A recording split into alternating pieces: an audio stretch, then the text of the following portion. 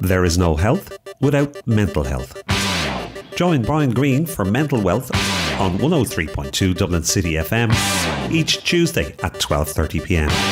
Your mental health awareness station on 103.2 Dublin City FM with Brian Green. 103.2 Dublin City FM. This is Mental Wealth with Brian Green. Good afternoon.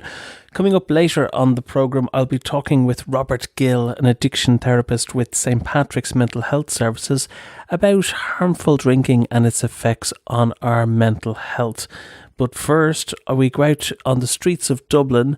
Joe is on sound and Pia is asking the questions, and it's a vox pop. We're asking people what makes them happy.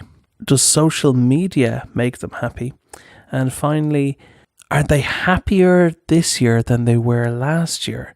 You will be surprised by some of the answers. Joe and Pia are in the digital docks in Dublin.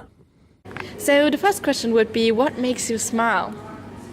When it's a nice day out, probably, when the sun's shining. Okay, so does social media make you more happy? No, I think social media is too much fake. It kind of puts it down around your mind. Everybody looks so well and they're putting it out there, which they're not always really. So are you happier this year versus last year? Yeah, because I've progressed more in this year than I have previous and any other years, I'd say. May I ask, what have you progressed? I've progressed my job. I've went up a few stages. I've my apprenticeship. I've done the 4 years now, so I'm progressing. What makes you smile? Musical theatre. It's kind of like my hobby and what I do in college. So like singing, acting and dancing and stuff like that, and listening to music. So that's pretty cool. So does social media make you more happy? No, yes and no. Like I use it a lot to contact like friends because I have a lot of friends over in London and stuff like that. So I'm able to like see them and talk to them. But from like a self-image point of view, no. Like I hate looking at other people on like social media and stuff like that. Yeah. Okay, perfect. And the last question would be, are you happier this year versus last year? I think this year is a lot more stressful than last year. Last year I had like a few big things that happened, so like it was kind of a good year, where this year is kind of like a lot of college work and stress and stuff like that. So yeah, I suppose. So the last question would be, what makes you smile? What makes me smile is different things. One thing would be like my girlfriend. I know it sounds like a big cringe, but like actually she makes me smile a lot. And also funny memes on animals as well, especially cats, dogs, and raccoons. I love raccoons and sea otters. That makes me really, really smile. Awesome. Okay, so does social media make you more happy? Not necessarily, as in I deleted actually my Instagram accounts last week, and my Facebook I just keep the Messenger one. But like when I said before memes, just googling, like something stupid on Reddit or on other website, but not necessarily like Instagram or Facebook. But that no, that makes me smile at all. Okay, so would you say that you are happier this year versus last year? It's different. I would say this year is another totally different year. Probably I am. Compared last year, many reasons. Different job, different location, different lifestyle. So I would say yes, yeah. What makes you smile? I have a beautiful cat that makes me smile every morning. He's ruined and he's absolutely lovely and I love him. Does social media make you more happy? No, I'm not really a social media person. I'm on Facebook a bit, but other than that I don't use, and WhatsApp. But it wouldn't be something that would make me happy. Are you happier this year versus last year? I certainly am. Yes, I would be much happier. I have retired and I'm much happier. What makes you smile? I think my family, my friends, when we are together. Does social media make you more happy, and why? Sometimes yes, sometimes no. It depends, I don't know. Sometimes yes, sometimes no. It's like maybe not more happy, but some things are. Okay. Yeah. So, are you happier this year versus last year? I think yes. And why? Because I changed my job, I changed my my place where I was living, and now I'm more happy in this place. What makes you smile? I'm going to have to say puppies of any kind and chubby dogs. Okay, so does social media make you more happy? I don't hate social media because that's how I keep track of my family and friends in the US, but I think sometimes it can be kind of negative as well, looking at it too much, spending too much time. But I think it doesn't really make me happy or less happy, but I use it a lot. Okay, and are you happier this year versus last year? I'd say last year was a better year for me, but this year just started, so I think I have some time to catch up. What makes you smile? People and seeing them communicating with each other when they meet. I observe people quite regularly, and in many instances you see people and they meet and they shake hands and they hug. They tap a baby or a toddler on the head, and that's the stuff that makes me smile. Also when people say please and thank you, and they look at you when they're looking to transact with you. Does social media make you more happy? I look at social media as a part of the evolution of where society is at the moment. There are great advantages to social media. I think there are a certain percentage of society who don't use the tool correctly. I think children need to be educated a little more in terms of it being a tool, and it can do damage, but it can also bring great joy. And the joy that social media was, the idea behind social media was to be social, was to communicate with people who you wouldn't be able to meet on a regular basis. So social media, Skype, I used the example of a grandparent in Dublin being able to see their grandchild in Australia. I see a boyfriend and a girlfriend where one has to go away for sport or work or college, and being able to look and speak with each other on Skype, and to have that extra visual connection as opposed to just being over a telephone. So I think in many ways I would like to think social media is a very, very positive thing. Used in the wrong way, like we have some very serious issues in the world with tools being used in a very, very wrong way. But as humans, one of the tools that we've always used against other humans is the horrible tool of manipulation. And if children are taught in schools in a better way, with a better framework, I think we can do a lot to change that. And the last question would be, are you happier this year versus last year? I'm going to paraphrase that. Am I happier this year than last year? This year is very, very early, but I'm always happier with a feeling that the future, the coming year will bring positivity and contentment. That's a goal that I have all the time, is just to be content. So I don't tend to judge it whether last year was happier, because that can bring a feeling of sadness. If you compare, am I happier this year, and you feel, oh God, I'm not as happy now, that's a feeling of sadness. Whereas I just try and reach on a daily basis a sense of contentment with my life and where I am. I was surprised. The people of Dublin are very intelligent and manage their happiness and social media very effectively, from what we heard in that report. We'll be back out on the streets of Dublin in about 10 minutes' time for more Vox Pops and questions to the people of Dublin. But now we turn our attention to a topic we covered last week. There is no health without mental health. This is Mental Wealth on 103.2 Dublin City FM with Brian Green. 103.2 Dublin City FM, and last week we were talking about binge drinking, and staying with the same topic, on the line I have Robert Gill. Robert is an addiction therapist with St. Patrick's Mental Health Services. Good afternoon, Robert. Good afternoon, Brian. Tell us, it's still much in the news, binge drinking. We had the St. Patrick's weekend and it's hitting the newspapers. Is there a connection with binge drinking and mental health? I would say there definitely is potential there for a connection between binge drinking and mental health. I suppose it's very common knowledge that alcohol is a depressant. Binge drinking provides a multiple on the effect of that onto the brain and the body if you're intaking a huge amount of alcohol in a short amount of time, which pretty much is what binge drinking is. So drinking 6 or more drinks in one sitting. So the effect is pronounced at that point.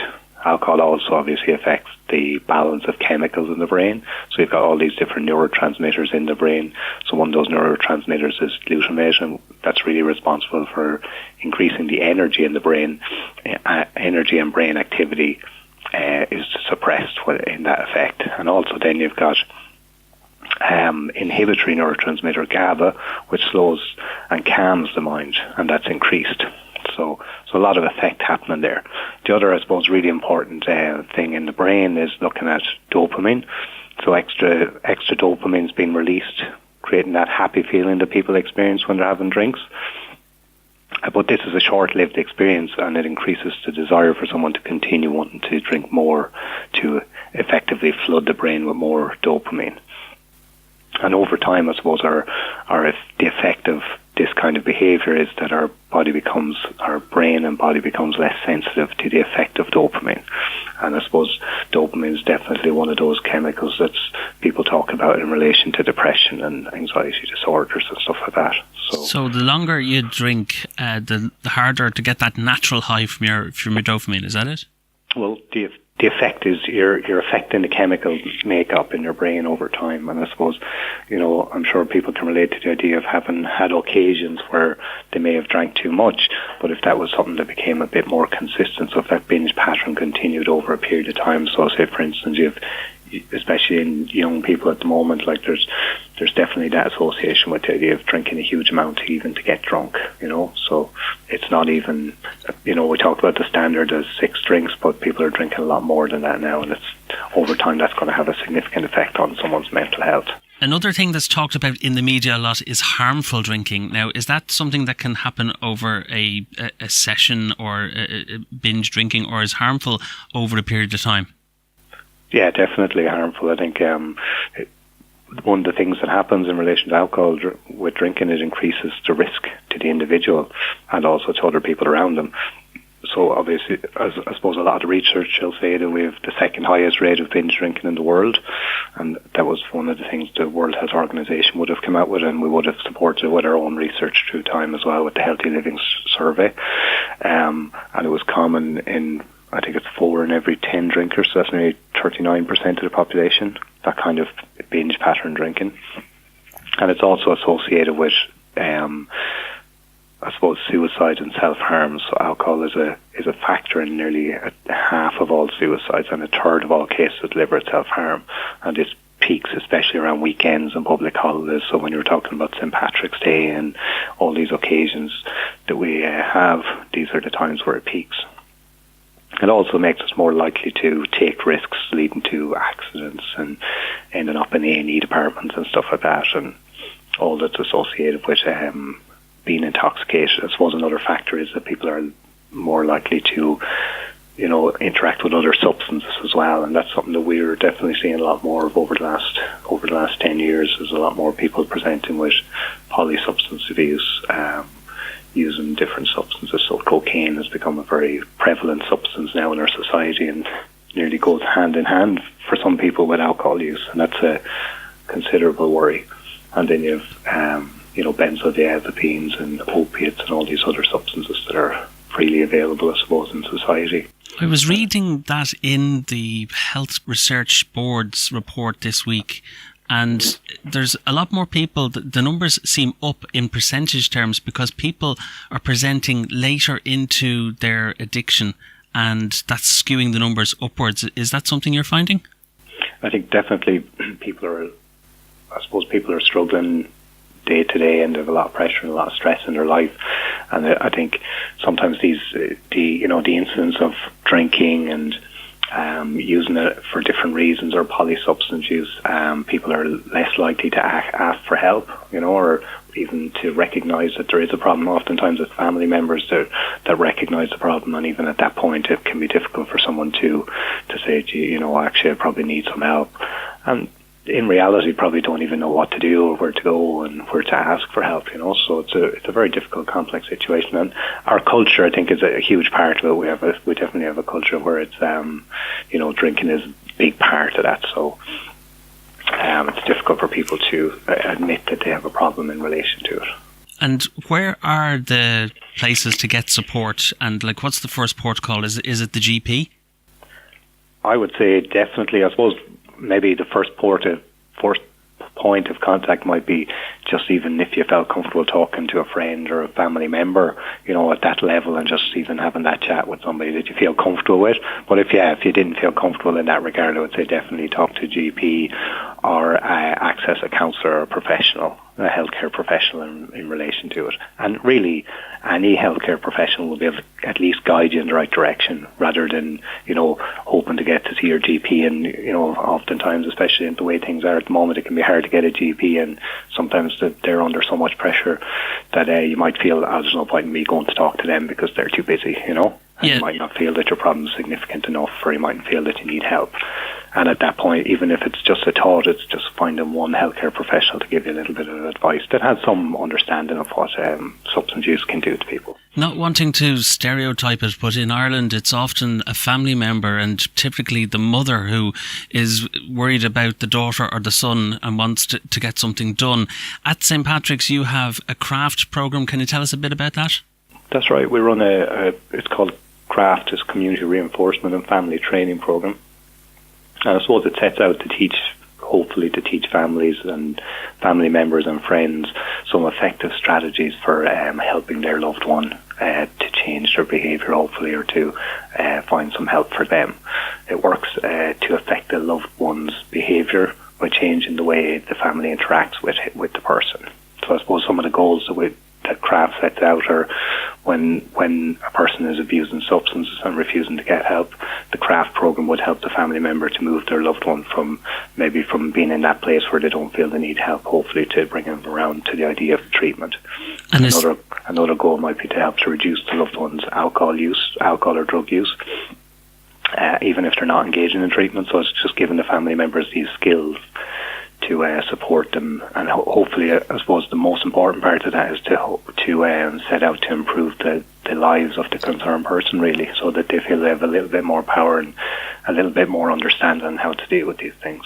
It's an 8-week programme. Is it for both the person with addiction and the family, or is it just for the family member? It's just for the family members. So it's for family members that are struggling, specifically for family members that have a loved one in addiction and are looking for help themselves to deal with it. So if you're out there and you're trying to figure out what to do next and you just can't find help, or your partner or your loved one is not willing to engage, that you can actually go and do this training program. It's very much a skill-based program that would help to guide you through the next few, the process of helping them to get to some sort of treatment. Brilliant. And if people want to get more details about that, where can they find out more? They can go onto St. Patrick's website and the support and information line, and they'll get more information in relation to that. Okay, so that's stpatricks.ie is the website, and 249 3333 I think is the helpline. That's exactly it, yeah. That's the one. Robert Gill, you've been very helpful with your answers this afternoon, and thanks for your time. No problem at all, Brian. It's a pleasure. There is no health without mental health. This is Mental Wealth on 103.2 Dublin City FM with Brian Green. My thanks to Robert Gill. St. Patrick's Mental Health Services can be contacted on 249 3333. Now we're going back on the streets of Dublin, and Joe is holding the microphone and Pia is asking the questions, and we want to know, how happy are the people of Dublin? Okay, so the first question would be, what makes you smile? Sunshine. And also maybe other things? I suppose it's all about the weather, really. For me, especially being South African, the weather is everything to me. And the open, great outdoors The west coast of Ireland, the countryside of Ireland makes me smile. Travelling makes me smile a lot. I do a lot of travelling. I've just spent 8 months travelling. 8 countries in 6 months. So does social media make you more happy? Well, I'm a social media expert. I wouldn't say it makes me more happy. There are times when I laugh a lot with social media, but if you're looking at social media from a professional point of view, you can overwork yourself and make yourself unhappy. And you've actually caught me right now in my downtime, my sort of hour and a half break during the day from social media. But yes, I think dealing with a lot of friends and new contacts can make you happy. So you have to break up social media into professional time and to social time. And the social time on social media should be focused on communicating with friends, having a few laughs, and doing something positive for humanity in community-driven, sharing good positive posts, etc. Perfect. And are you happier this year versus last year? Yes, I would say this year's 2019 is moving much faster, I think, for a lot of people. In terms of business, it seems to be at a more faster pace. Things are falling into place for me more so this year than last year. But last year I had a wonderful tour, as I said. I travelled 6 countries. Sorry, I'm getting this confused again. I travelled for 6 months into 8 countries. So I'm looking forward to travelling again this year in summertime around Europe. But definitely 2019 for me is a lot more positive than 2018. Yeah, sure. What makes you smile? What makes me smile is my 9-year-old daughter. Oh, cute. So the second question would be, does social media make you more happy? No, I despise social media. I think it's just a bad thing and everyone's lives cause you to be unhappy. Okay, may I ask why? It's just too open. It's very easy for bullying. It's very easy for people to get depressed because of statements that's made on it. So it's not regulated enough in this country and there's not enough laws to monitor it, so that's why. Okay, thank you. So the third question is, are you happier this year versus last year? Yeah, I'm much happier this year because Pit the Pit wasn't here last year and it's here this year, so I'm absolutely ecstatic. Okay, perfect. Thanks for your answers. What makes you smile? Good weather. When you wake up and you see blue sky and warm weather as well, definitely. Okay, perfect. So does social media make you more happy? Not always. You know, sometimes you see stuff which you would like to do, or places you would like to be, and you think, oh, I'm stuck here at work, you know. And then sometimes you see stuff that makes you laugh and makes you smile. So sometimes, yeah, but not all the time. So what makes you laugh, for example, if I may ask? I don't know, like silly memes and pictures of Donald Trump, stuff like that. But then, you know, you see maybe some fabulous beach somewhere and you think, oh God, I'm stuck here in the rain in Dublin, you know. And that makes you not so happy then. Okay, so are you happier this year versus last year? I don't know. I mean, it's hard to say. We're only 3 months into this year yet.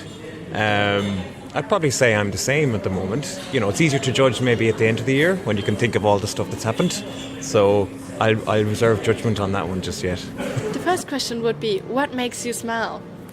I would say spending time with my friends or my family would make me smile, and just chilling out, relaxing with them.